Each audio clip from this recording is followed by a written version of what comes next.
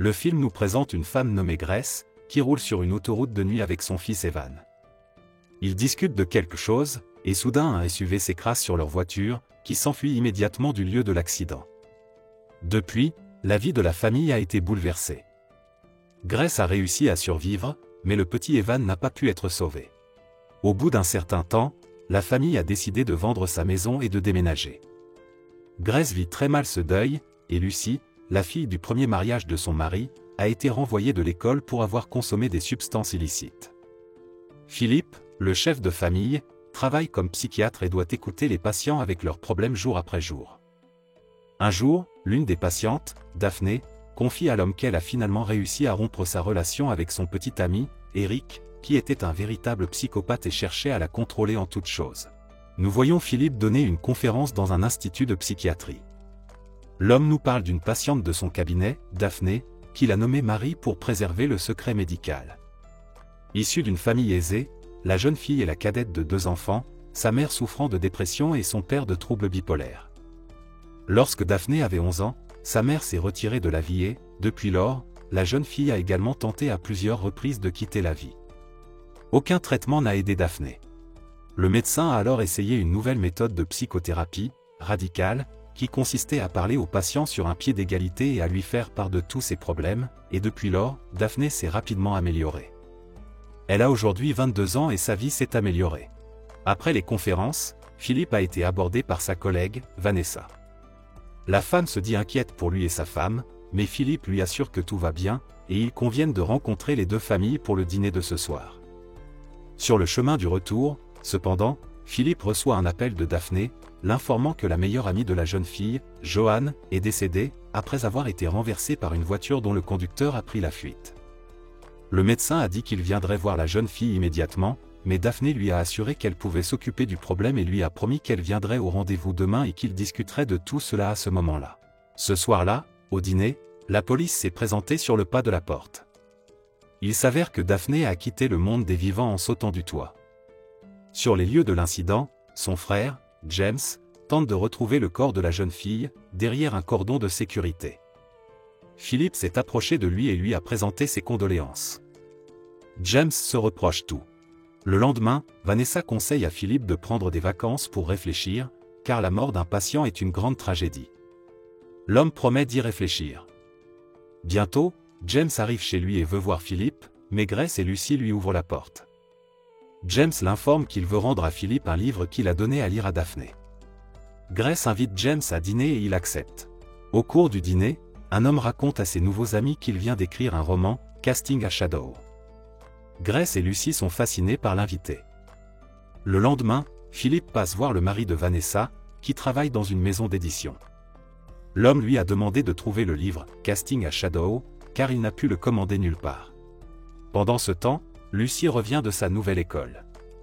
Ses camarades de classe se moquent d'elle, car ils connaissent son histoire avec les substances illicites. Lucy se promène seule près du lac et, à un moment donné, James s'approche d'elle. Après une brève conversation, l'homme appelle Lucy dans un café, où ils passent du temps à discuter. À la demande de Vanessa, Philippe est entré dans son bureau. Il s'avère qu'une plainte a été déposée contre lui, dans laquelle une personne anonyme l'accuse de la mort de Daphné. En tant que doyenne de la faculté, Vanessa est tenue de répondre à la plainte. À ce moment-là, Lucy rentre chez elle, raccompagnée par James. L'homme lui propose de devenir son ami, ce que la jeune fille accepte. Le soir, Grace informe son mari que James lui a demandé de l'aide, car il a besoin des services d'un agent immobilier pour vendre la maison de sa sœur. Philippe n'est pas très enthousiaste, mais il n'interdit pas à sa femme de travailler. Le lendemain, Grace est arrivée chez James, où ils ont eu une conversation franche. Grace lui a raconté comment son fils Evan avait été tué dans un accident alors qu'elle le ramenait de son entraînement de hockey. Grace a senti que James la comprenait, car lui aussi venait de perdre un être très proche. Après le cas de Daphné, Philippe a commencé à être rejeté par ses patients, qui pensaient que sa psychothérapie pouvait les amener au même état. En outre, Philippe a commencé à avoir des conflits avec sa fille. Celle-ci se rendait constamment quelque part, expliquant qu'elle étudiait, mais son père ne la croyait pas. Il s'avère qu'en fait, Lucy passait du temps avec James. Au cours de l'une de ces rencontres, la jeune fille s'est ouverte à lui et lui a raconté qu'après la mort de son demi-frère, leur vie a complètement changé, car auparavant le père et la belle-mère s'aimaient beaucoup, mais maintenant chacun d'eux s'est replié sur lui-même. James soutient Lucy de toutes les manières possibles. Dans la soirée, Philippe reçoit un appel de Vanessa, et nous apprenons que le psychiatre a reçu une autre plainte anonyme, menaçant cette fois de se plaindre auprès des autorités supérieures. Lucy rentre tard. La jeune fille pense constamment à James, tout comme sa belle-mère. Grace, en cachette de son mari, a également rencontré James à de nombreuses reprises, sentant en lui soutien et compréhension. Philippe a immédiatement senti que quelque chose n'allait pas et, le lendemain, il s'est rendu chez James. Le père de famille a demandé à James de trouver un autre agent immobilier, ce à quoi James a répondu qu'il avait de toute façon changé d'avis sur la vente de la maison. L'homme a également assuré à Philippe qu'il n'était pas son ennemi. Peu après, Philippe rend visite à Vanessa. L'homme est convaincu que James est à l'origine de toutes les notes anonymes, mais Vanessa reste sceptique. Plus tard dans la soirée, Lucy retrouve James. La jeune fille lui révèle que sa belle-mère agit bizarrement depuis quelque temps. Ils se rendent ensuite dans un bar, où ils s'amusent. Mais à un moment donné, Lucy a remarqué l'arrivée d'amis de sa famille, et elle et James ont dû partir discrètement. Pendant qu'ils étaient dans la voiture, Lucy a dit qu'elle aimerait s'enfuir avec lui lorsqu'il vendrait la maison de sœur. Soupçonnant sa femme d'infidélité, Philippe a commencé à suivre Grace. Au début, il n'a rien remarqué de suspect, mais après le travail, Grace est allée voir James. La femme lui a dit que tout ce qui s'était passé entre eux était une erreur, mais la passion a pris le dessus. Philippe était alors assis dans sa voiture devant la maison de James et rêvait d'abattre son rival. Philippe ne pouvait pas croire que sa femme était avec James. Dès que James s'est retrouvé seul, l'homme a appelé les autorités compétentes et a fait part de son intention de déposer une plainte formelle contre le médecin. Peu après, Vanessa informe Philippe qu'il se voit retirer sa licence médicale le temps que les plaintes soient traitées. Vanessa pense désormais que James est derrière tout cela et demande à son collègue de trouver des pistes. Pendant ce temps, Lucy et James sont ensemble sur son yacht et planifient une évasion. Mais lorsque James sort boire un verre, Lucy voit un appel entrant de Grace sur le téléphone de l'homme. La jeune fille pense que James l'espionne à la demande de ses parents. Cependant, l'homme convainc la jeune fille qu'il communique avec Grace uniquement au sujet de la vente de la maison, et la jeune fille le croit.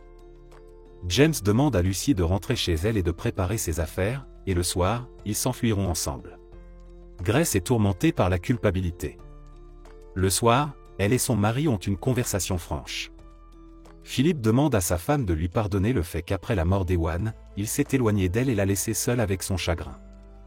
L'homme dit également qu'il est au courant de sa relation avec James et qu'il n'en veut pas à sa femme, estimant qu'il est le seul responsable de la situation. Lucy attend un appel de James, mais le téléphone reste muet. Elle essaie alors de l'appeler elle-même, mais James ne répond pas.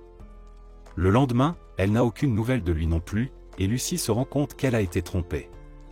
Après le travail, Grace découvre que sa voiture ne démarre pas, et la dame doit aller chercher d'urgence des médicaments pour Lucy à la pharmacie. La femme a été abordée par James, qui a appelé l'assistance technique, laquelle lui a dit qu'il devrait attendre environ 1 heure. Ensuite, l'homme a proposé à Grace de la conduire à l'aller et au retour. Après quelques hésitations, la femme a accepté. Cependant, James a pris le virage et a commencé à accélérer. Grace a compris que quelque chose n'allait pas et a eu très peur. Philippe a appelé sa femme, mais elle n'a rien pu dire de clair. Soudain, James a fait une manœuvre brusque et Grace s'est cogné la tête et a perdu connaissance. Philippe s'est précipité vers sa voiture et a continué à appeler sa femme, mais James a répondu. L'homme dit au médecin que Philippe ressentira bientôt la même douleur que lui. Philippe parvient tout de même à rattraper le kidnappeur, et l'homme continue de poursuivre James dans sa voiture. À un moment donné, James s'engage dans un carrefour non réglementé et se précipite devant un camion qui passe, mais freine au dernier moment. Philippe sort James de la voiture et commence à le frapper. Mais le chauffeur du camion est intervenu et James a réussi à s'échapper. Le soir, Philippe reçoit un appel de Vanessa, qui a déjà parlé à Grace. La femme lui conseille d'aller à la police, mais Philippe l'a déjà fait. Jusqu'à présent, James est introuvable. Ne soupçonnant pas le lien entre James et Lucy, les parents inquiets tentent d'avertir leur fille, mais celle-ci réagit de manière très agressive. Les parents décident qu'il s'agit simplement d'un problème d'adolescence. Philippe reçoit bientôt un appel d'un collègue de la clinique.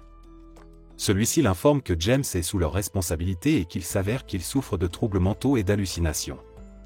De plus, James ne cesse de mentionner un parc à Portland.